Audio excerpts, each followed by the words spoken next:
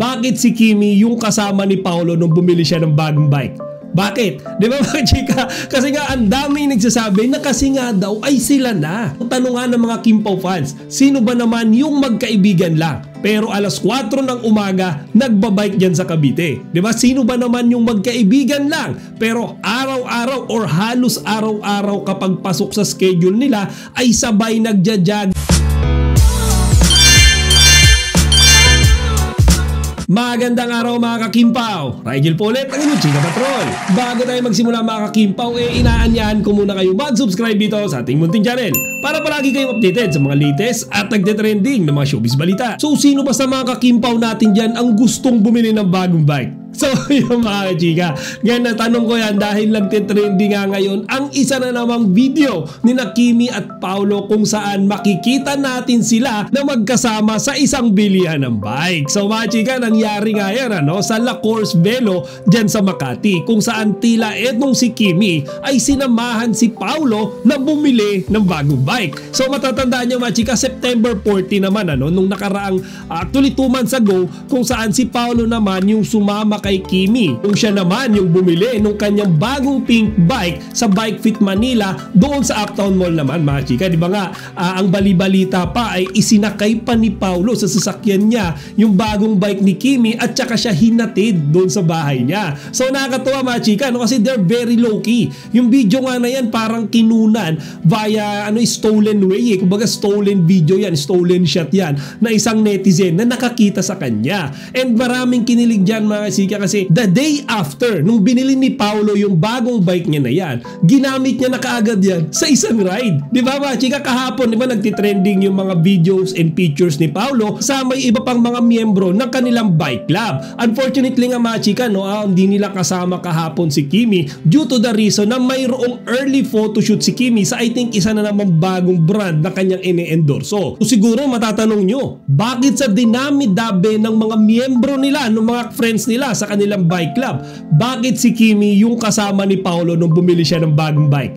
Bakit? Di ba mga chika? Kasi nga ang daming nagsasabi na kasi nga daw ay sila na. Tanungan ng mga Kim Pao fans, sino ba naman yung magkaibigan lang? Pero alas 4 ng umaga, nagbabike dyan sa Cavite. Di ba? Sino ba naman yung magkaibigan lang? Pero araw-araw or halos araw-araw kapag pasok sa schedule nila ay sabay nagja-jogging or nagji-gym. Di ba mga chika? Yung mga activities na yon na ginagawa ng dalawang people consistently ng magkasama, mga chika, hindi yan magkaibigan.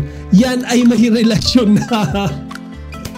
So yan nga yung mga tanong ngayon. Kasi nga diba ang Kim Pao, wala naman silang official na pag-amin. Hindi rin naman sila nagde-deny. Kaya mga chika, yung mga Kim Pao fans, tayo ay umaasa lang sa kung ano yung nakikita natin sa kanila.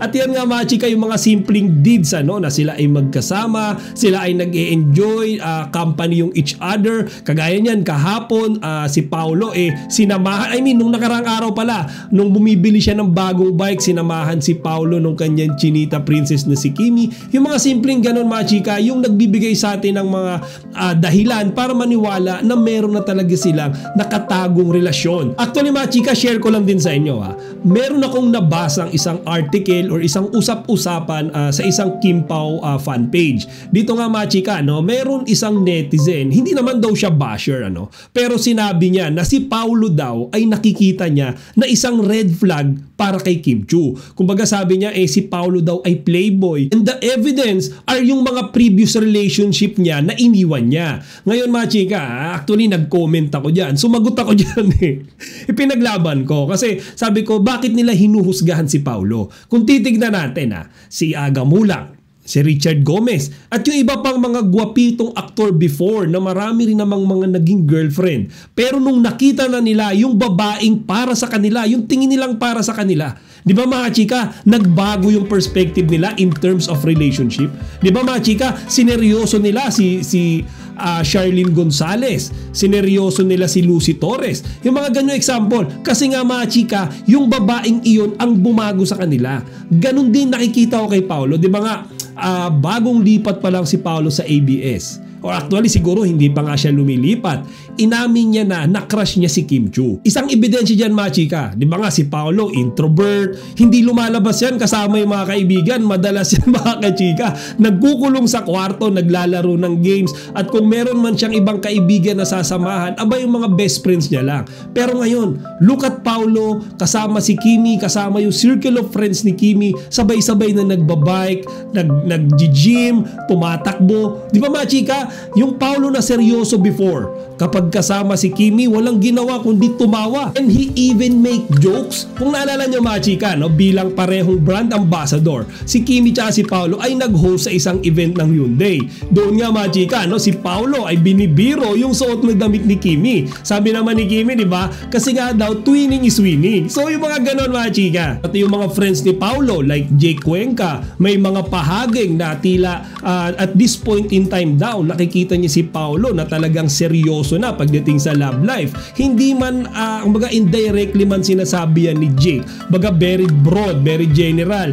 Walang specific details. Pero mararamdaman mo mga chika na sinusuportahan ni Jake yung relationship ni Kim tsaka ni Paolo. Kagaya na lang nung nasa What's Wrong with Secretary Kim sila. Di ba mga chika, nakita nyo na iwas talaga si Jake kay Kimi. Lalo na pagkasama niya si Paolo. Kumbaga that's a sign of respect. Kasi nga si Paolo ay pag-aari na si Kimi. So kumbaga ano na yun mga chika, off limits na. Kaya ngayon yung nakita ko mga chika, nung nakita ko may article na yun, kumbaga sinabi na red flag daw si Paolo, na si Kimi daw yung naghahabol kay Paolo, I strongly disagree. Kasi feeling ko mga chika, si Paolo yung talagang may tama na kay Kimi. Kumbaga parang siya yung patay na patay sa Ate Jenita Princess. Though alam naman natin na si Pili naman in return ay may feelings din for Paolo. Siguro mga chika, hindi niya lang din maamin directly. Pero based naman sa mga interview niya, di ba? Kumbaga naka-move on na siya. Hindi niya man sinasabi na ready na siya magmahal ulit. Pero sinabi niya na nakalimutan or nalampasan niya na yung kanyang past doon sa manlulokong si Xian. It's already a good sign. So yun nga mga chika, no? Na-share ko lang naman yan sa nabasa ko sa isang Kim Pao fan page. Hindi naman sa nagiging bias tayo. Pero syempre, di ba? Nagko-content ako about Kim Pao ng ilang buwan na. Kumbaga halos kalahating taon mahigit na ako nagko-content about Kim Pao. Namomonitor ko, nakikita ko yung galawan nila. Kaya I think I have a right naman na magsabi kung ano talaga yung nakikita ko about them. I think everyone will agree with me, particular na yung mga Kim Pao fans na nanonood sa akin. Basta masasabi ko lang mga chika, kung sino yung mga tahimik lang, mga low profile, low key, yung mga tinatago yung kanilang pag-meet up. Alam niyo yun, yung tipong nung May biglang nawala ng 2 days, 3 days, pagbalik pareho na silang nakatan. Alam niyo yun, yung biglang masusulya pa na lang na nagja-jogging sa Makati, biglang nagji-gym ng sabay, nagbabike sa Cavite, bumibili ng bike na magkasama. Mga chika, tahimik lang nila ginagawa yan. Yan yung merong mga something na. Diba? Pero yung mga may ingay dyan na alam nyo yun, kakain lang sa ganito, ipopromote or ipopost na kaagad kung saan-saan sa social media, magkikita lang ipopost na kaagad sa social media account yung kanilang mga activity. Mga chika, I'm telling you, ayan yung mga wala talaga, walang something. Kumbaga ine-exaggerate lang yung friendship nila para i-promote yung kanilang mga love team. So yun lang muna mga chika, kung gusto nyo magbigay na inyong mga opinion, please feel free to do it in the comment section. Friday ngayon mga chika, kwentuhan tayo. Chika Patrol signing out!